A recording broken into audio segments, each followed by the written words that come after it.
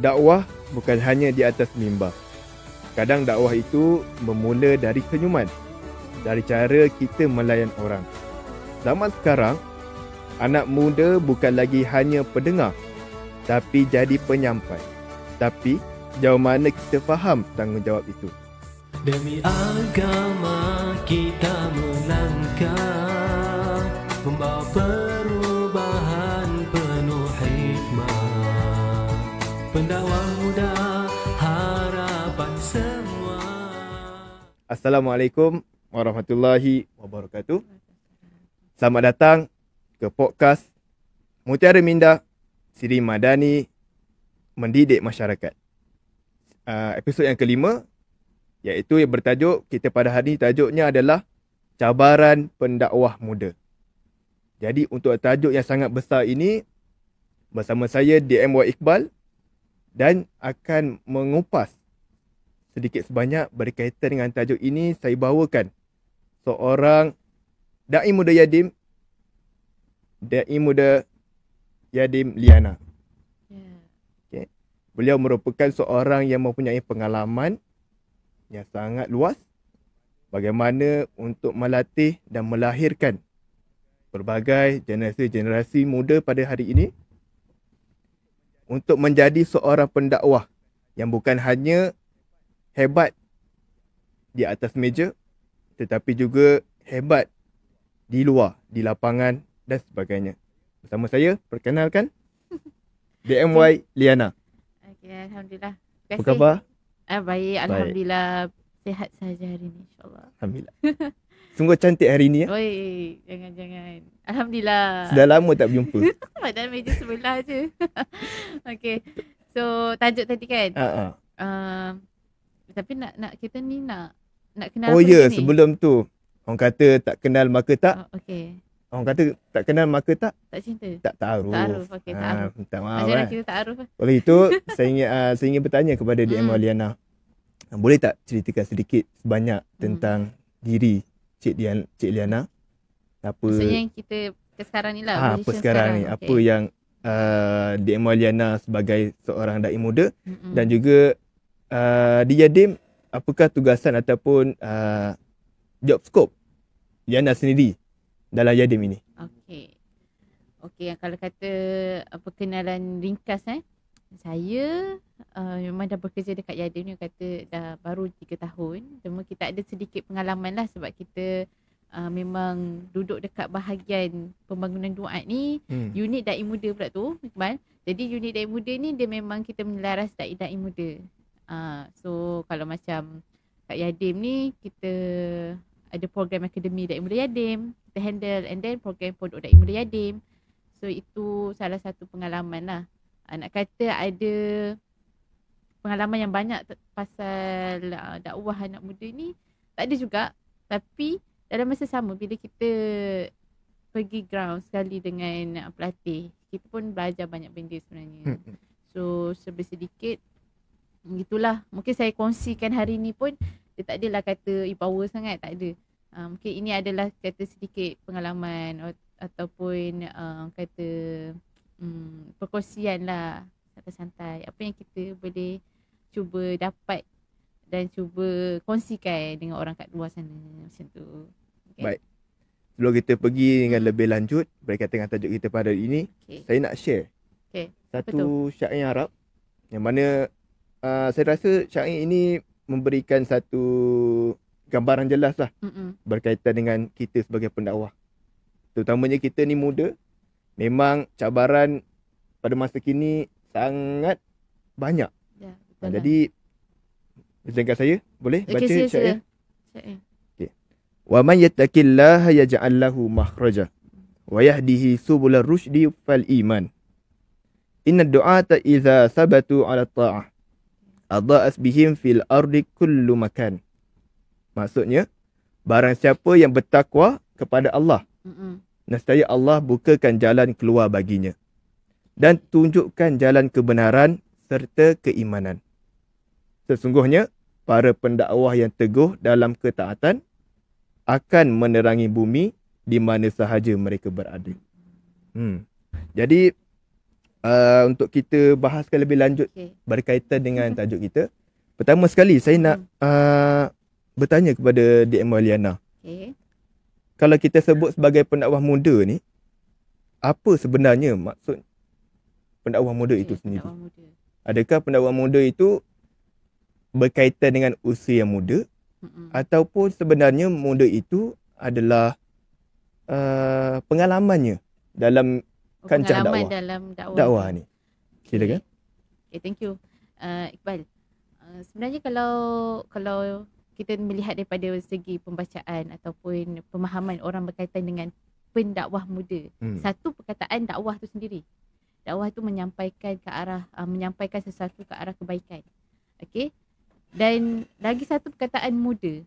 Muda ni kategori golongan ataupun peringkat umur. Betul tak? Biasa kalau kita sebut okey, muda, tua. Orang tahu muda mesti orang yang belia. Okey, orang golongan remaja. And then kalau golongan tua, orang kata tua, okey, ni mesti umur dah 50 tahun ke atas. Ya.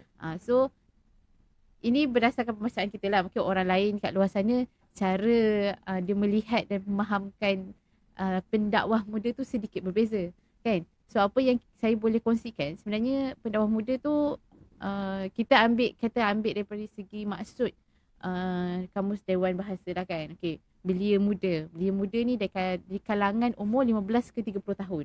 15 ke 30, betul? Okey, so macam kita ni umur macam mana? So kita dikira pendakwah muda tak? Kalau umur saya 18. Saya dikira muda lah. Dikira muda lah. Dikira Okey, muda. betul ke 18? Betul. Okey, so kalau anda 18, mungkin saya dalam umur 20 tahun mungkin 20 lah, tahun. kan. 20 tahun. So kita di kategori pendakwah muda lah, Pendakwah insya-Allah, kan. Saya pendakwah muda. Saya pendakwah muda. Okey. So pendakwah muda ni dia pertama dia adalah kalau kita tengok pada segi umur. Okey. Di kalangan ataupun golongan yang berumur 15 ke 30 tahun. Dan pendakwah ni adalah orang yang menyuruh kepada kebaikan. Dan sebenarnya pendakwah muda ni kita bukan tengok dari segi orang yang famous je. Yeah. Kita pun tak famous sangat pun. Tapi kita ada rasa macam nak berkongsi. Kita ada rasa kita nak ajak orang untuk bawa kepada ke arah kebaikan. Betul tak? So dan lagi satu, dakwah ini dia bukan sahaja kita dekat media sosial. Banyak cara, banyak platform. Contoh, okay, kalau macam kalau Iqbal kata Iqbal suka menulis. Iqbal tulis dan posting. Bagi orang lain tengok, bagi orang lain baca. Buat buku. Itu adalah salah satu cara dakwah Iqbal. Contoh, kalau dia adalah sebagai seorang content creator, orang yang membuat perkongsian di media sosial. Dia kongsikan benda-benda yang baik. Ramai yang follow, ramai yang ikut cara dia.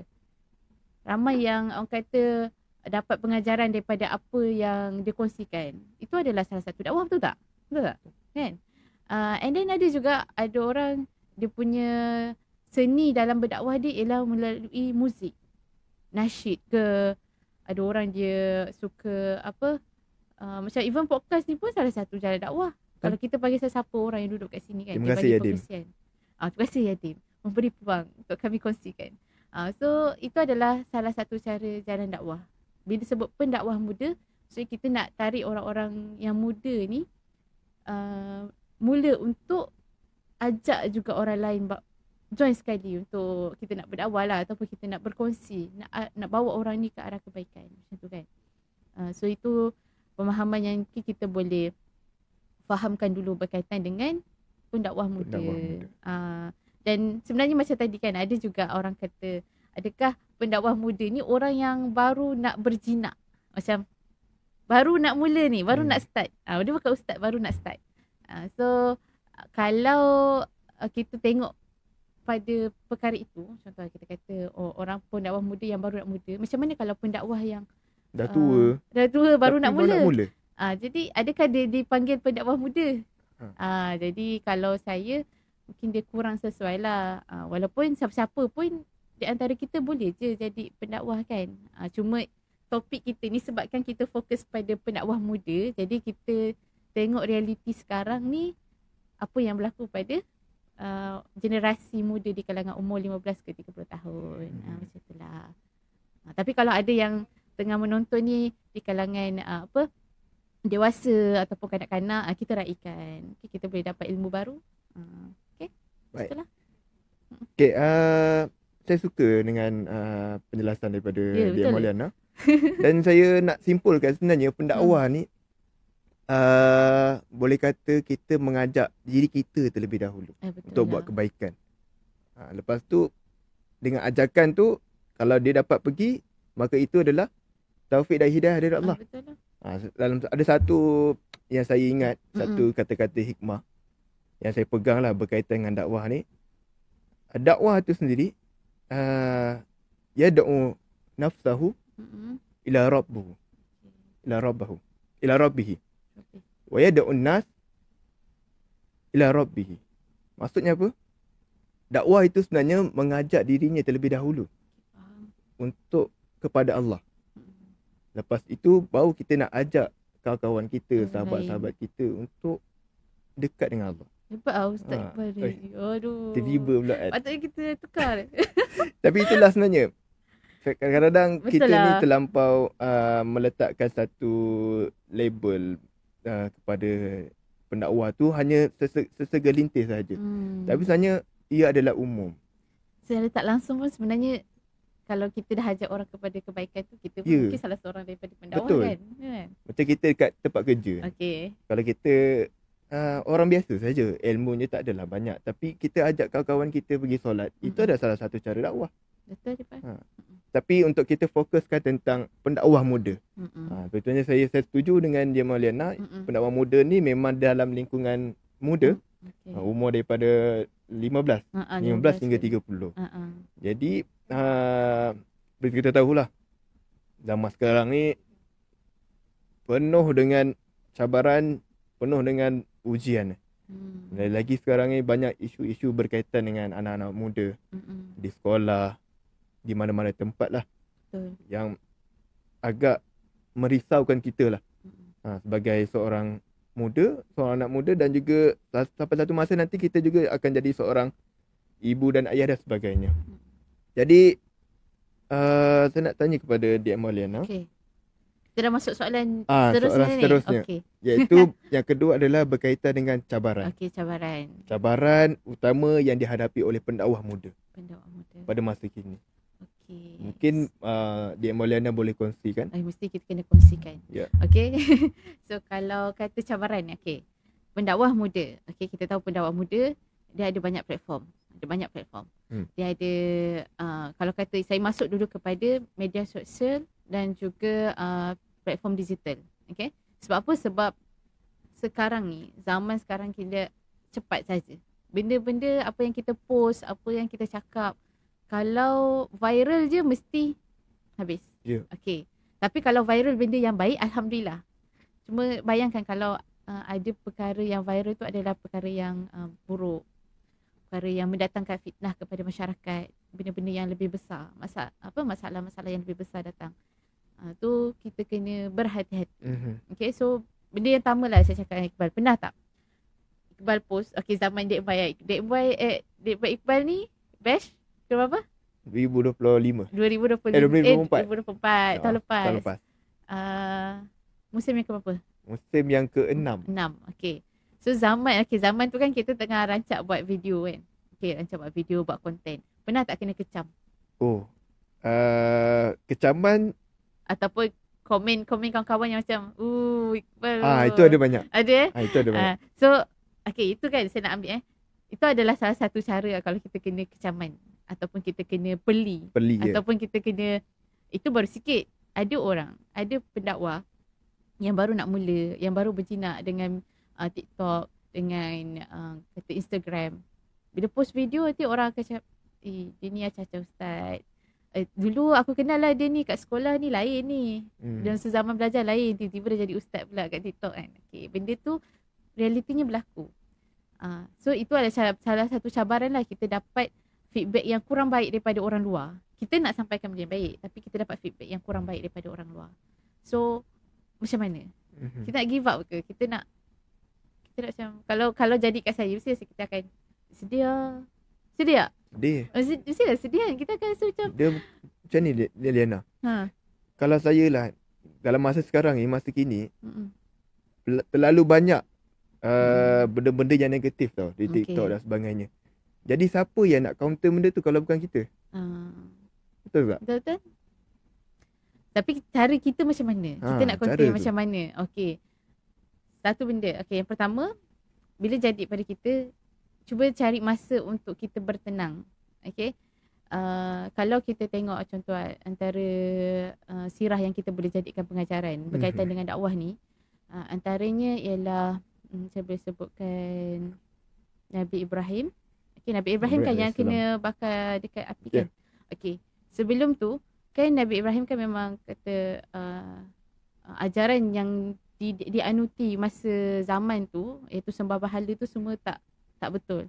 Okey. Kata salah, tapi tak ada orang pun yang nak follow dia. Ya. Tapi bila masa dia dibalingkan dekat api tu, bayangkan apa mukjizat yang Allah berikan, iaitu dia tak terbakar langsung, tak hangus langsung. Masya Allah, hebat. Nak kata kalau kita bersabar, ada something yang Allah bagi dekat kita. Dan lagi satu benda yang paling best sekali ialah bila orang tengok Nabi Ibrahim dia tak terbakar kan. Ya Allah, saya pun saya sebab juga. Ramai dekat situ, orang kan dia bakar tu dekat tempat umum. Lepas tu semua rakyat tengok. Bayangkan ramai orang yang tengok tu semua macam takjub. Dan semua orang selepas sahaja kejadian tu, mereka beriman kepada Allah. Nampak tak? Nak kata dakwah ni, it's not just kita kena cakap pempang-pempang. Orang dah tak nak saja dah kata kita, okay, it's okay. So kita dah dapat ujian pula, kena bakar pula Nabi Ibrahim kan. Tapi hikmah selepas itu, lagi ramai yang masuk Islam. Sebab orang melihat kepada kebesaran Allah. Takjub kan? So macam, wow, amazing. So kalau kita setakat kena kecaman, setakat orang kata ejek kita macam, belilah kan. Memanglah kita kos agama, okay. Iqbal kos apa? Saya Bahasa Arab. Bahasa Arab, okay. Saya kos fiqh fatwa dululah kan. Dekat universiti. So orang macam, orang akan rasa macam, ya ke? Kalau kita, yelah mungkinlah kos agama ni boleh lagi. Cuba bayangkan yang bukan kos agama. Yang degree komunikasi ke contoh lah kan. So, ada pendapat orang yang macam memandang rendah terhadap kita. So sebab tu kita kena kata just let go apa yang orang nak cakap, relax, take time. Biasalah enjoy je, orang nak ejek kita, enjoy je. Okay. So orang sebenarnya memberi attention kepada kita. Betul tak? Tapi saya setuju dengan benda tu. Saya setuju sebab apa? Kita ni sebagai pendakwah muda, nak kata kecaman, nak kata hedikan dan sebagainya tu tak dapat nak dibandingkan dengan apa pengorbanan Nabi, para sahabat dulu. Sampai syahidlah di medan perang.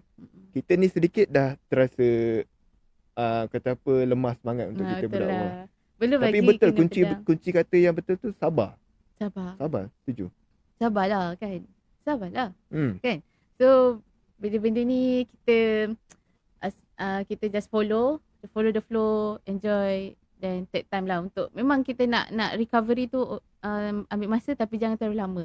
Contoh kalau anda adalah sebagai seorang content creator yang memang selalu buat video, jangan berhenti terlalu lama. Take time dalam 1 hari 2 hari okey lah. Baik balik kan. Kalau macam kita yang rakyat marhim biasa ni, at least ada jugalah kita berkongsi dekat status ke. Kalau kita jenis yang memang kongsi kat status ataupun story, kongsikanlah benda-benda yang baik kan. Okay. Tu cabaran yang pertama lah yang saya lihat dulu. Sebab dulu mana ada media sosial. Tak ada. Ada ke Facebook? Tak ada. Diorang berkomunikasi guna burung. Kan nak hantar surat guna burung. Okey, ataupun ada guna apa? Orang yang menghantar naik kuda pergi. Naik kuda lah. Apa nama dia panggil dia? Postman. Macam postman lah kan. Semua benda tu mulai orang kata perantaraan. Bukannya kita ada internet, tak ada internet. Okey. Kalau kata zaman mak ayah kita lah kan. Zaman mak ayah kita guna typewriter. Guna surat lagi. Kan. So guna sekarang ni MySpace. Saya pun tak pernah tahu MySpace. Saya pernah guna sekali je. Tapi itulah. So sekarang ni dia dah laju. So macam-macam guna ujung tangan tu. Ya betul. Ujung jari je. All in the finger. The finger. On the point of the finger. So macam kita tekan je. Terus terus lah. Terus so jangan lemas semangat lah bab yang pertama tu. So yang tu berkaitan dengan cabaran sekarang lah untuk pendakwah muda yang sekarang. Dulu mungkin cabarannya sedikit berbeza. Susah.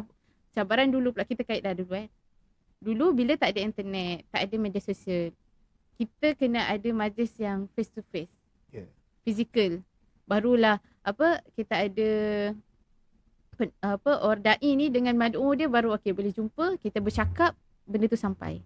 Tapi bila sekarang kita orang buat live ke, podcast ke, kan, ataupun penceramah mana-mana pun buat konten ke, tekan je button live dah boleh dah kongsi. Kan? Okay, cabaran dulu adalah cara nak mendapatkan crowd. Sekarang ni cabaran dia crowd tu ada, tapi macam mana kita penyampaiannya. Cara penyampaian kita. Okay.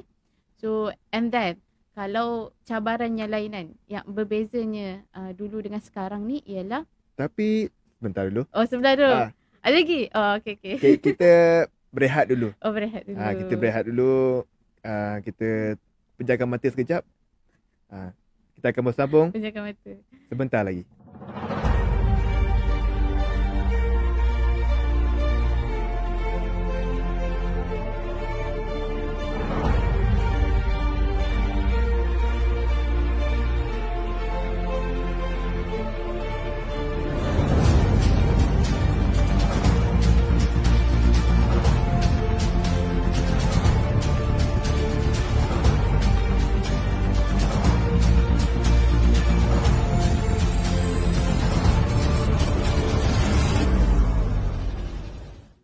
Baik, bertemu lagi kita dalam podcast Jadim, Mutiara Minda, Siri Madani mendidik masyarakat.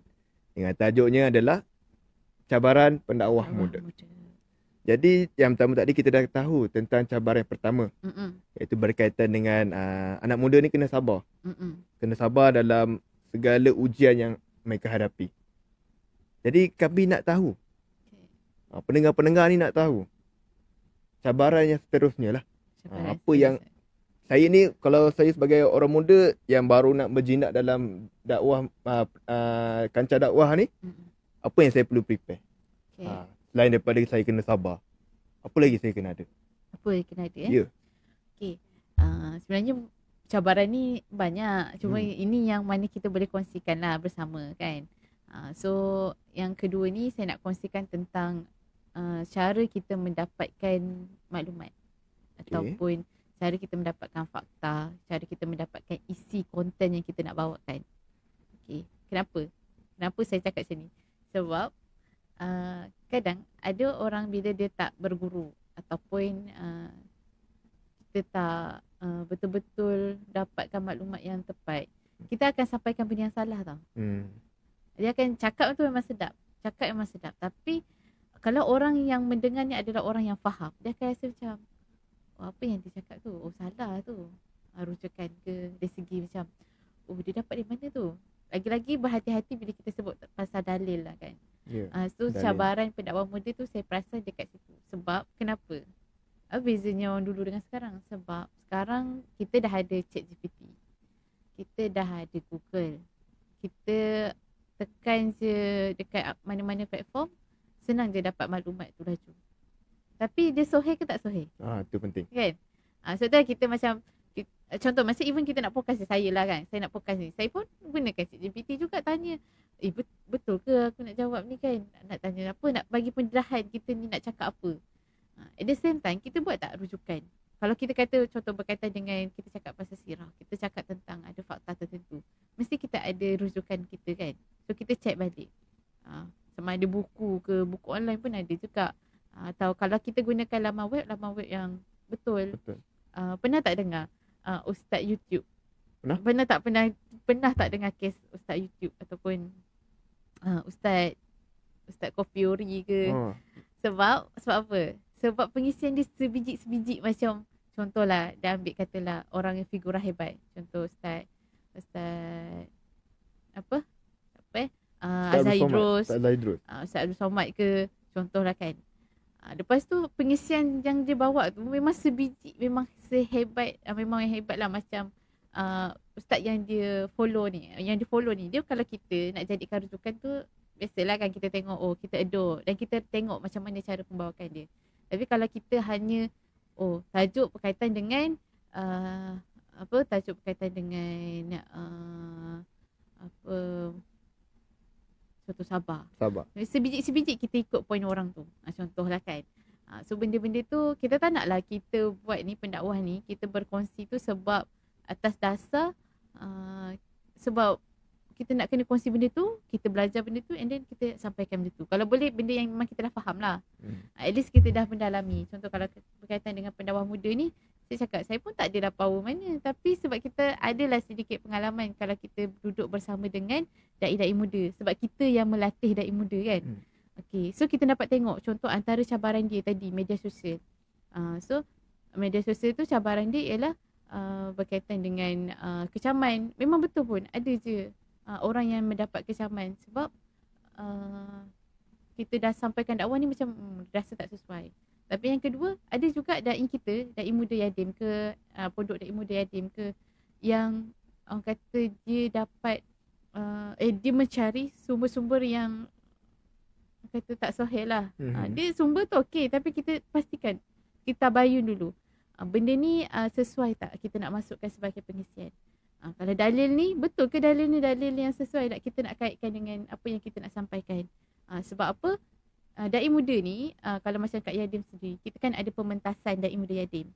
So pementasan tu mereka kena buat skrip sendiri, draft sendiri, point dia, apa yang nak sampaikan.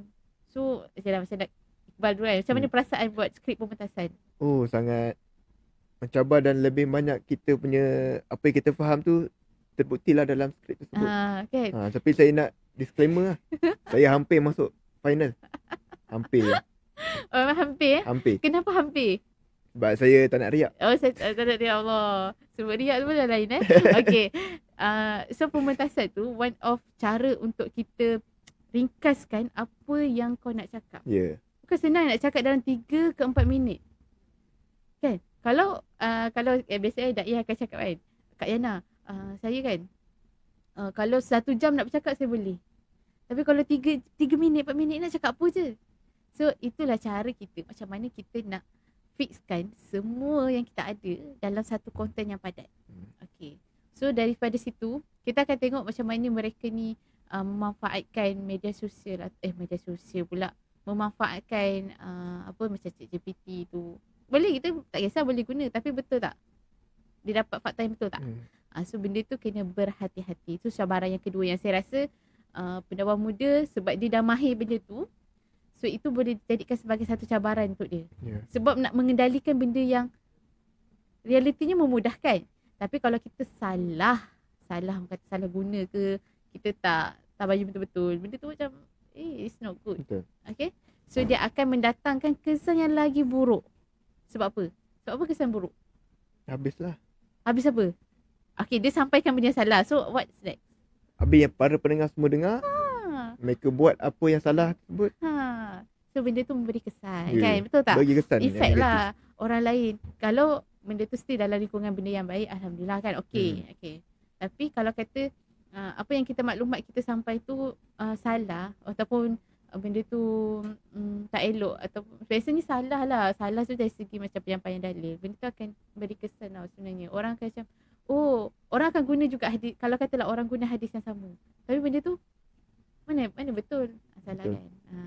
So kita kena berhati-hati lah supaya orang yang ikut kita, orang yang madu'un kita, dia tak tersilap macam apa yang kita silap. Dan lagi satu, sebagai pendakwah ni jangan rasa malu untuk minta maaf. Sebab kita biasalah buat silap, betul tak? Ada je penyampaian kita, betul ke ni? Tapi kita macam minta maaf lah mana kekurangan, mana yang silap. So benda tu kita boleh perbaiki. Antara disiplin sebagai seorang pendakwah tu memang kena selalu minta maaf. Sebagai seorang pendakwah. Sebab kita ni takkan dapat lari daripada kesilapan. Betul? Saya pun banyak silap. Saya minta maaf. Saya minta maaf juga. Okay. Jadi saya nak simpulkan sedikit sebanyaklah berkaitan dengan cabaran yang kedua ni, iaitu berkaitan dengan cara untuk kita mendapatkan maklumat. Itu yang pertama. Dakwah kita pada hari ini, pendakwah muda, iaitu berkaitan dengan cara kita dapatkan maklumat. Mudah. Cara yang kedua adalah berkaitan dengan cara untuk kita memproses maklumat tersebut. Daripada ChatGPT ke apa ke, kita kena buat tabayun dulu. Tabayun dulu. Surah kita apa yang cakap bahasa tabayun ni? Ya Ah. ayyuhalladzina ya ayyuhalladzi ada na'amanu in ja'akum fasikun bila Fasikun. fatabayyanu. okey tu ayat bidabain fatabayanu. So nanti yang para pendengar tu boleh check surah apa, ayat apa. Surah Buat Najm. kami okey. Okey. Itu yang kedua, iaitu berkaitan dengan cara untuk kita memproses maklumat. Setuju. Dan yang ketiga ni adalah berkaitan dengan cara penyampaian tu. Sebab kebanyakan pendakwah ataupun masyarakat kita sekarang ni maklumat banyak. Okey. Cara mereka memproses banyak. Tapi cara penyampaian, Dia teknik penyampaian. teknik penyampaian tu nak bagi simple dan Dapat. mudah difahami. Okey, mudah Itu difahami. sangat susah. Betul lah. Mungkin Dik Mauliana boleh bagi nasihat Okey, ataupun sebagainya silakan. berkaitan dengan perkara ni. Kita kena cuba dia sebenarnya kadang kita bantu pada pengalaman kita. Cara mula-mula mungkin kita agak kekok kan. Ya, betul, pengalaman. Kan? Setuju. Lepas tu bila kita dah terbiasa, kita buat sesuatu yang kita biasa, dia akan jadi smooth. Dia akan jadi mudah je. Okey. Sebab tu orang macam cakap aku makan garam dulu. Aku banyak lagi makan garam kan, contoh kan, sebab kita ada pengalaman tu. So benda tu sebenarnya nak kata skill ni setiap orang dia ada kelebihan dan kelemahan masing-masing. Tapi kalau kita berlatih ataupun contohlah kita ni tak biasa podcast. Ni baru first time.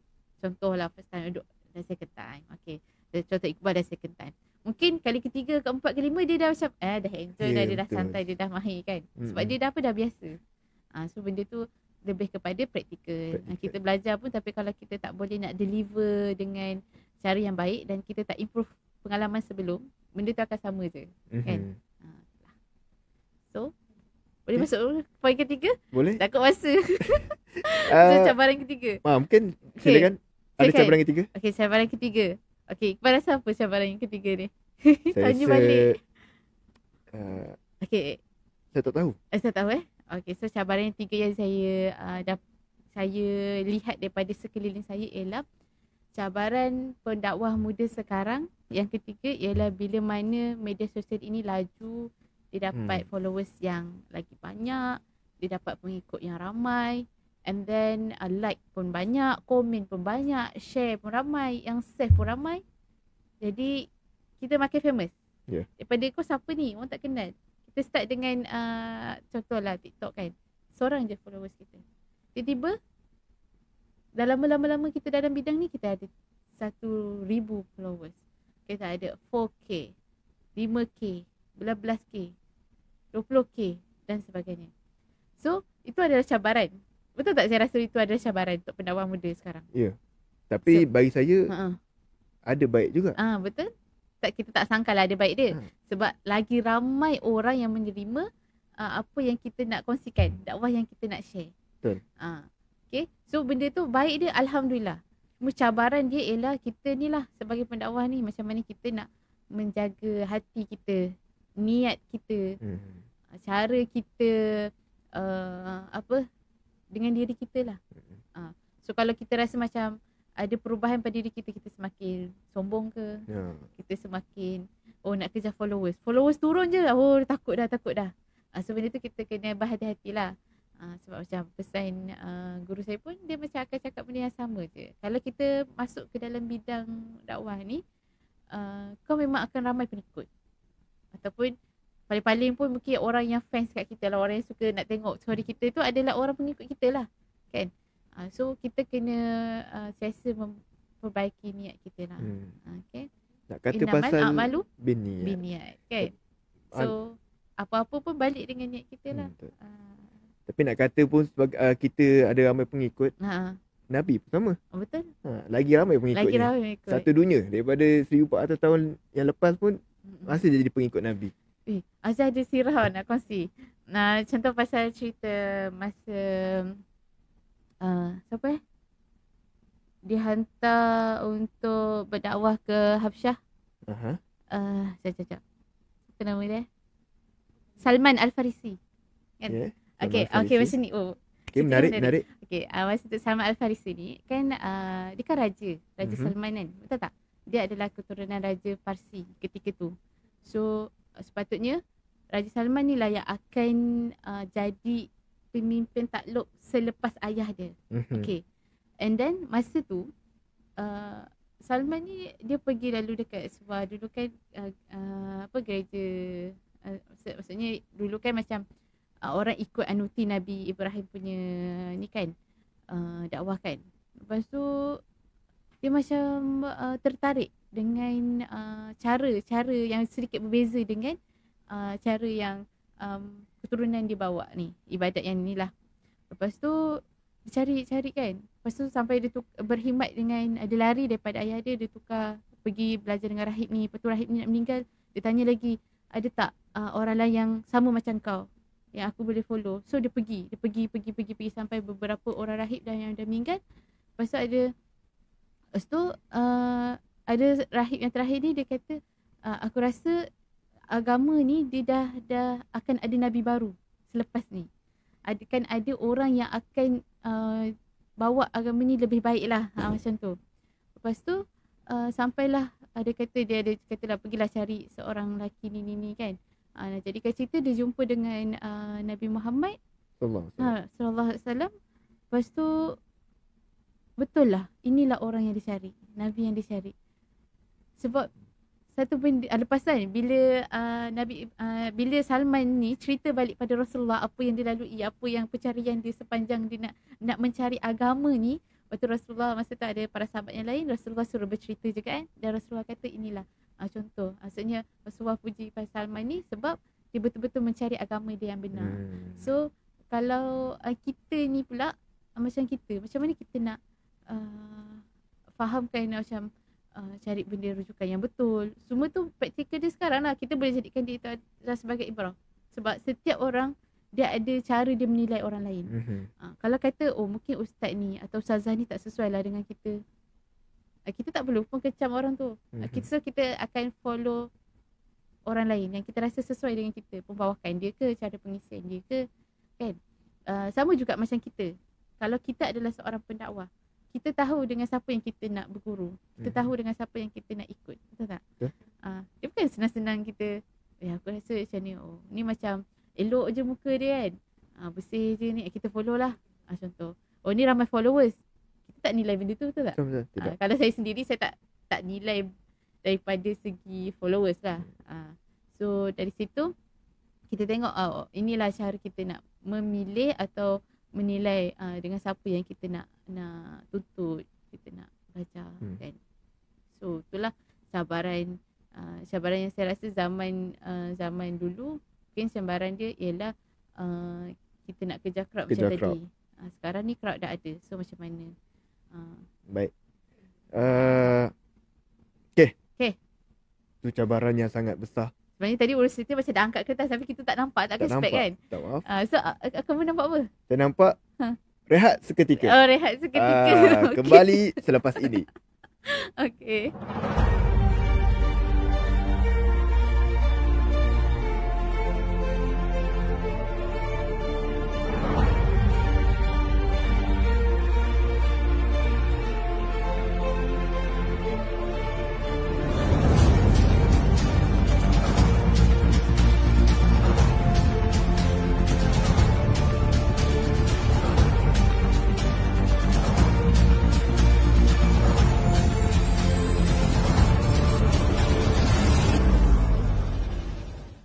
Baik, kembali kita di podcast Jadim. Mutiara Minda, Siri Madani mendidik masyarakat. Tajuk kita, cabaran pendakwah muda. Okay. Kalau muda ni dalam bahasa Arab kita panggil syabab. Syabab. Okay, teruskan boleh? Boleh, sila. Boleh. Sila. Penonton pun dah tengok kat dalam live pun dah banyak dah komen tu. Okay, kita teruskan lah. Boleh? Okay. Jom. Tadi kita dah tahu dah. Berkaitan dengan cabaran pendakwah muda secara umum. Seterusnya, saya tahu Dek Mauliana merupakan seorang orang kata tulang belakang lah. Orang kata tulang belakang dalam melahirkan pendakwah-pendakwah muda dalam Yadim ni. Jadi sepanjang Dek Mauliana menjaga dan melatih dai-dai muda, Mm-mm. pelatih-pelatih dai muda yang yatim selama 3 tahun ke 4 tahun? 3 tahun dah. 3 tahun. Alhamdulillah. Dah 3 tahun dah. Jadi boleh tak share sedikit lah, orang kata apa, Mm-mm.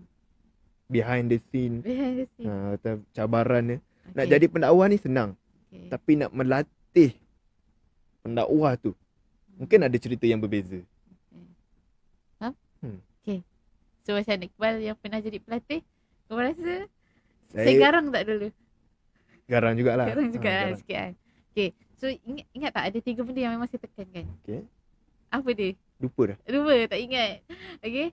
Okay, yang kalau dai muda yang baru lepasan untuk tahun ni, dia tahu dah ingat 3 benda yang memang saya tekankan. Adab, Adab, masa, masa, disiplin. disiplin. Okay. Adab, masa, disiplin. Sebab okay, 3 ni kalau kita pegang kat mana-mana pun, dia akan benda ni juga. Contoh, okay, adab. Kalau kau tak ada adab, ingat orang akan suka ke? Betul tak? Betul. Kalau kita pun tak suka orang yang tak beradab.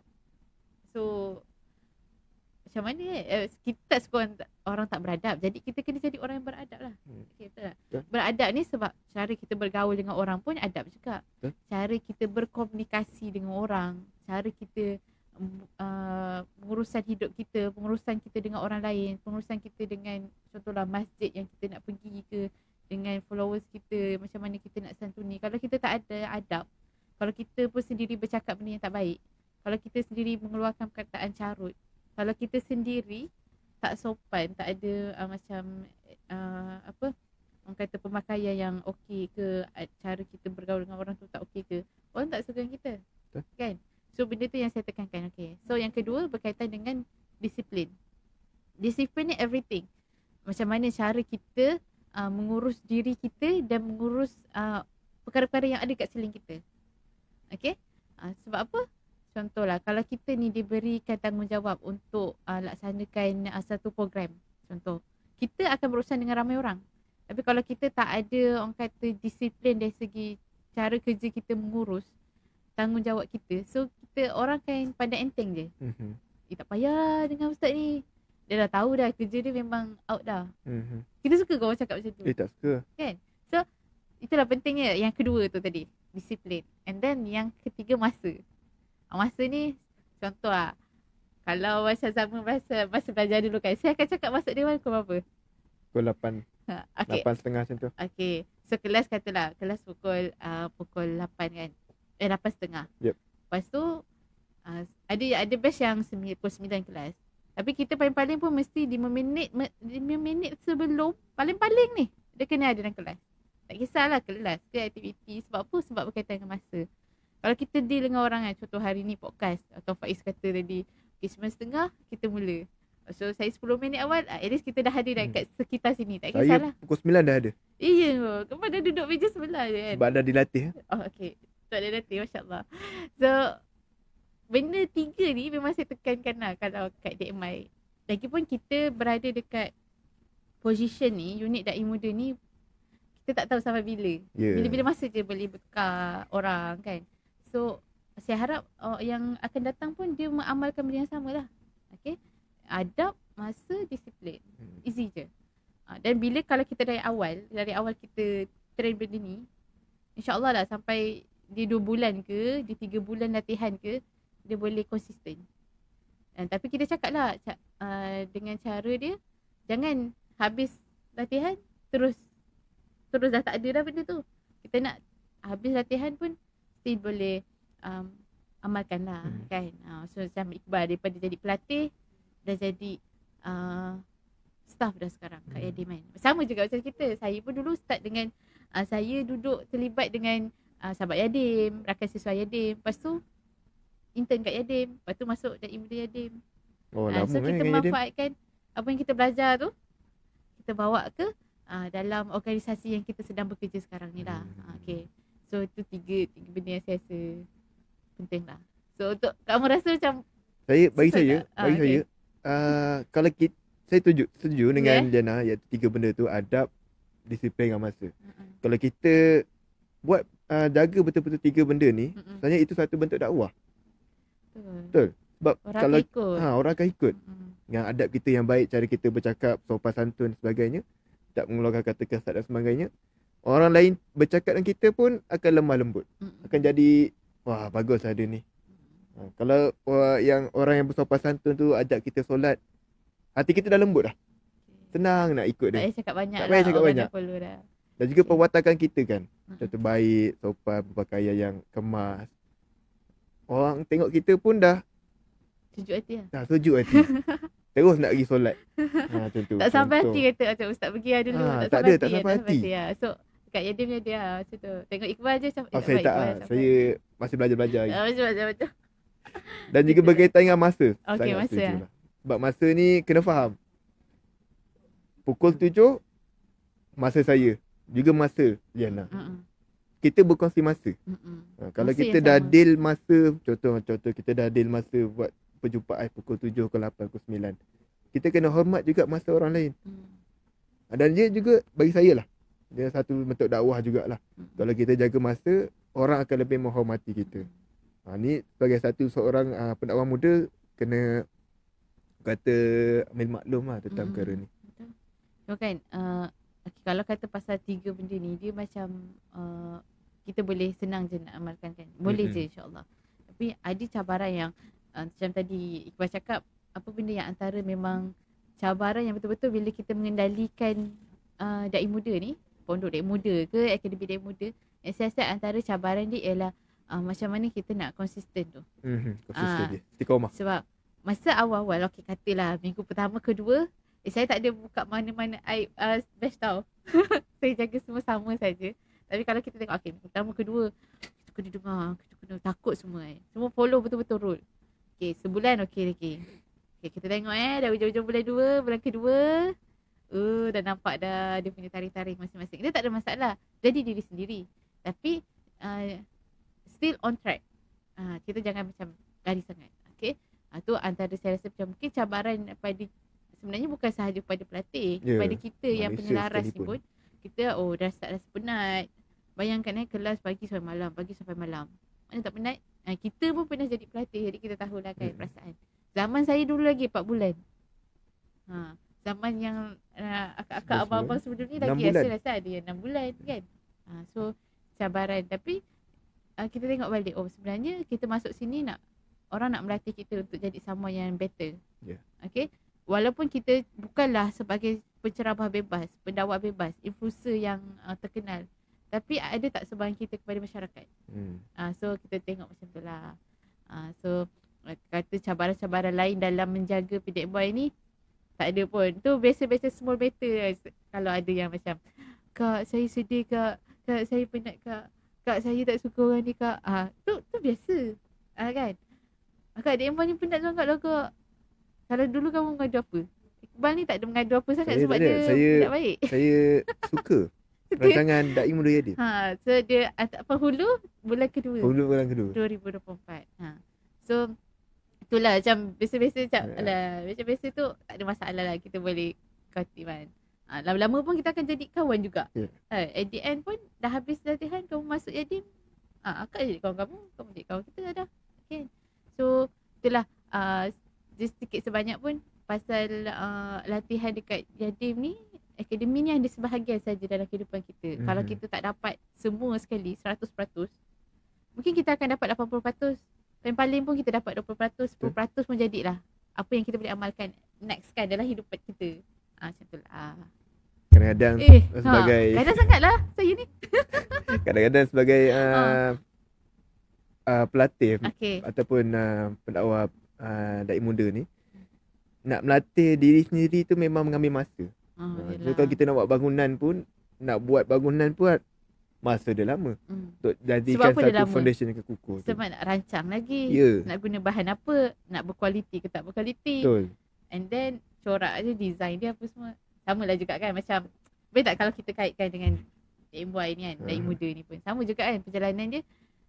Start tu bukannya 2 bulan program, kita 2 bulan barulah kita buat semua benda, semua modul kita nak bagi. Tak, sebelum tu kita dah rancang dulu. Lepas tu kita dah tengok dah balik program yang sebelum ni, dia relate tak, sesuai tak penyampaian dia. Kita ada feedback, kita ada soal sidik balik, kita ada penilaian semula. Lepas tu baru kita create modul yang the best lah untuk next apa generasi yang akan datang ni, batch yang akan datang yang nak masuk ni.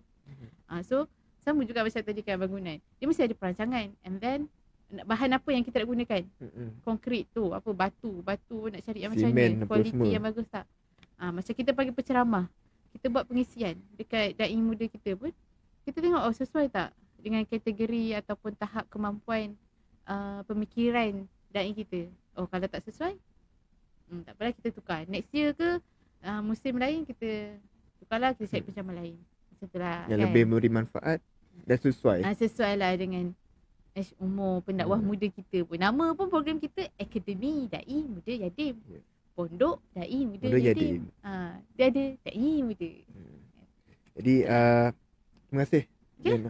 Kongsikan sikit sebanyak orang kata apa pengalaman menjaga pelatih-pelatih ni. Tapi soalan seterus saya nak tanya berkaitan dengan kita kerja di Yadim. Kita kerja di Yadim. Untuk generasi muda ni, apa langkah ataupun inisiatif lah yang Yadim telah buat khususnya kepada golongan muda? Apa peranan dan juga orang kata sumbangan lah Yadim ni terhadap program ke ataupun tentu tadi kita dah tahu pasal DMY. Dari Muda Yadim kita dah tahu itu antara salah satu usaha untuk kita upkan lagi pendakwah-pendakwah muda pada masa kini.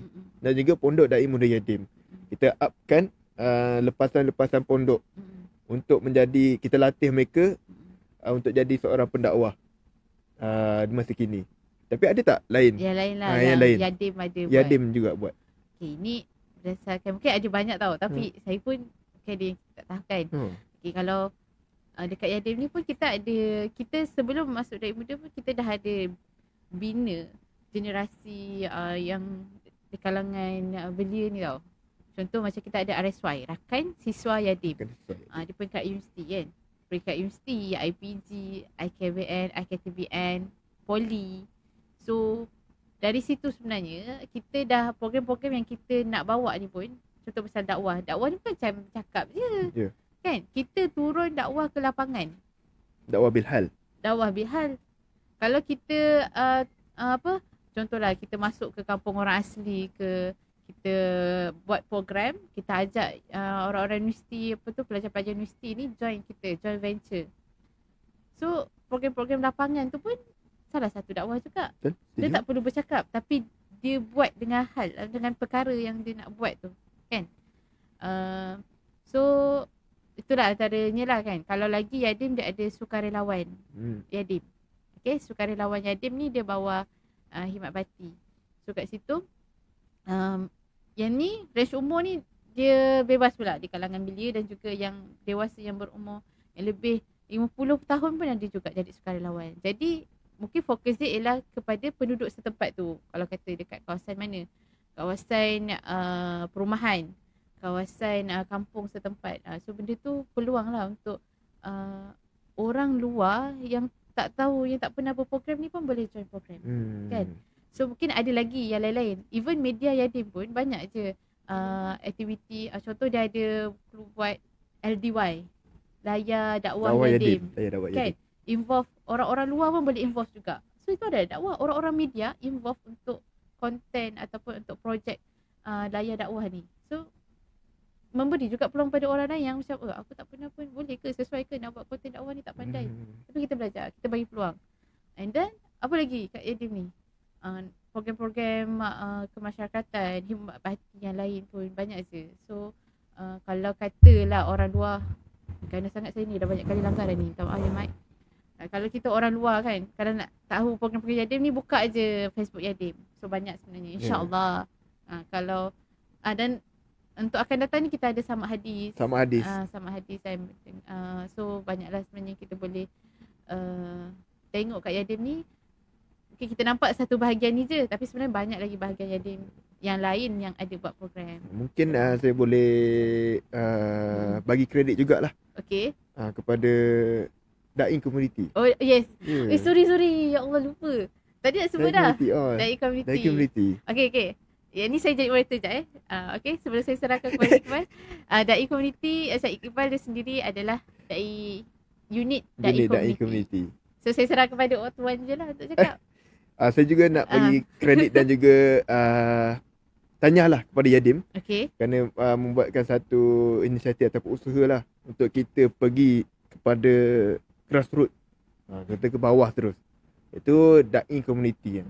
Mana bawah Yadim ni, Diana, kita dah ada lebih kurang 130. Itu Dai Community? Dai Community di seluruh Malaysia. Itu campur Dai Yadim Sabah, Dai Yadim Sarawak, Dai orang asli, Dai PPR. Komuniti Negeri di PPR. Okay. Sekarang Dai Komuniti Negeri di PPR kita dah ada lebih kurang, sekejap saya kira, Selangor, Okay. Wilayah Persekutuan, Negeri Sembilan dan Melaka, Kelantan, Terengganu, Penang, Johor, Okay. Sabah dan Sarawak. So kita ada 9 negeri dah yang ada Dai di PPR. Tugas-tugas mereka ni sangat memudahkan lah masyarakat di PPR, di kawasan kampung. Contoh aktiviti dia macam sama juga saya macam jadi panel pula. Tak mungkin yelah kita sambil-sambil lah kan. Sambil-sambil lah. Okay, boleh. Kita tak pakar sangat part ni. Dia ada tak macam masuk, dia adakah kelas mengaji sahaja ke ataupun dia kena buat program ke? Mereka ni very selected dan very gifted lah. Okay. Bukan hanya sekadar mereka buat kelas Al-Quran dan Iqra'. Mereka buat juga kelas Fardu Ain. Itu yang kedua. Yang ketiga, mereka juga buat ziarah. Ziarah kepada Muslim dan non-Muslim. Lepas tu, mereka ada juga buat kerjasama dengan NGO-NGO. Ada setiap tempat masing-masing lah. Contoh ada di kawasan PPR di wilayah, mereka buat kerjasama dengan AYG, sama dengan Perkim, sama dengan Mawib sendiri. Mereka buat untuk apa? Untuk kita membantu masyarakat di sana. Lebih-lebih lagi berkaitan dengan gerakan agama itu sendiri kat sana. Sebenarnya kat Yadim ni banyak je kan. Orang kata pelibatan secara langsung dengan masyarakat. Terima kasih Yadim. Terima kasih Yadim. Okay. Nampaknya the time is very cemburu dengan kita. Cemburu Tadi macam dia nampak kertas, angkat kertas. Dia tulis apa tu? Dia sorak kat saya tu. Okay. Kita hampir nak ke penghujungnya. Okay, penghujung dia. Okay. Sini harapan lah. Ya, harapan. Harapan Boleh. Harapan, ringkas saja. Harapan saya untuk podcast Yadim untuk kali ni. Okay. Kepada semua para pendakwah di luar sana, tak kisahlah muda ke yang baru nak start ke, kita pertama sekali macam untuk diri kita lah, untuk saya juga, okay, betulkan niat, and then jadilah orang yang sentiasa memberi manfaat untuk orang lain. Jadilah orang yang sentiasa memberi manfaat untuk orang lain dengan segala hal, sekecil-kecil apa pun kita boleh buat. Contohlah hari ini kita boleh nak bagi share gula-gula dengan kawan-kawan. Kita boleh tolong kawan-kawan buat kerja ke apa ke, mudahkan urusan orang. So itu adalah cara saya lah, dan saya kongsikan pada anda untuk kita ingat, biarlah kita meninggal ataupun kita mati dekat dunia ni meninggalkan kesan-kesan yang baik. Bukan orang ingat kita dengan kesan-kesan yang buruk, jejak-jejak yang tak baik lah. So tu dari saya lah. Untuk closing. Tu harapan Dek Maulana. Okay. Saya boleh bagi harapan? Okay, boleh. Dia nak suruh kita. Okay, silakan moderator kita. Ada masa lagi? Okay, sekejap je. Harapan saya untuk kita pendakwah muda ni, jangan terlampau excited sangat. Pastikan kita sendiri yang siapkan kita punya ilmu. Kita persiapkan terlebih dahulu sebelum kita betul-betul fokus dalam medan. Maksudnya jangan kejar dunia sangat lah. Bukan. Maksud saya, kita kena prepare terlebih dahulu. Jangan overexcited nak terus masuk ke dalam tanpa kita ada persediaan. Kita kena ada buat persediaan terlebih dahulu before kita masuk dalam medan dakwah ni. Sebab masyarakat sekarang ni sangat perlukan kita. Mereka memang akan bertanya kepada kita apa-apa semua. Kalau kita tak ada cukup persediaan, terus terang cakap, kita tak ada ilmu berkaitan benda tersebut. Jangan orang kata dalam istilah Jangan goreng. jangan goreng dan jangan palatau lah. Oh, palatau. palatau. Tak tahu cakap Tak tahu cakap tak tahu. Okey. Itu antara disiplin lah kita sebagai seorang pendakwah. Baik Ustaz. Ya. Oh.